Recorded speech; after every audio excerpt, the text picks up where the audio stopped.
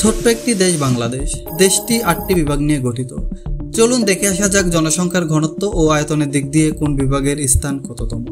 আয়তনের দিক দিয়ে প্রথম স্থান দখল করেছে চট্টগ্রাম, কিন্তু জনসংখ্যার ঘনত্বের দিক দিয়ে চট্টগ্রামের অবস্থান দ্বিতীয়। এর আয়তন প্রায় 33,771 বর্গ কিলোমিটার এবং জনসংখ্যা প্রায় 3,10,00,000।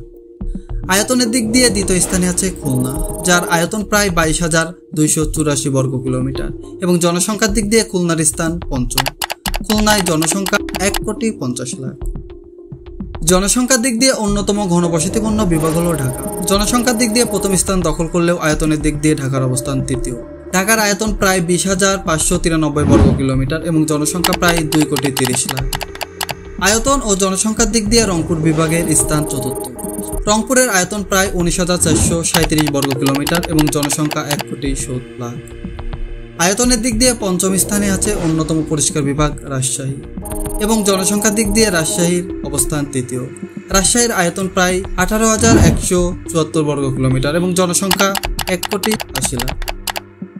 আয়তনের দিক দিয়ে ষষ্ঠ স্থানে আছে বরিশাল বিভাগ এবং জনসংখ্যার দিক দিয়ে বরিশালের স্থান সপ্তম। বরিশাল বিভাগের আয়তন 13,225 বর্গ কিলোমিটার এবং জনসংখ্যা প্রায় 90,00,000। আয়তনের দিক দিয়ে সিলেট বিভাগের স্থান সপ্তম এবং জনসংখ্যার দিক দিয়ে অষ্টম। সিলেটের আয়তন প্রায় 12,598 বর্গ কিলোমিটার এবং জনসংখ্যা প্রায় 80,00,000।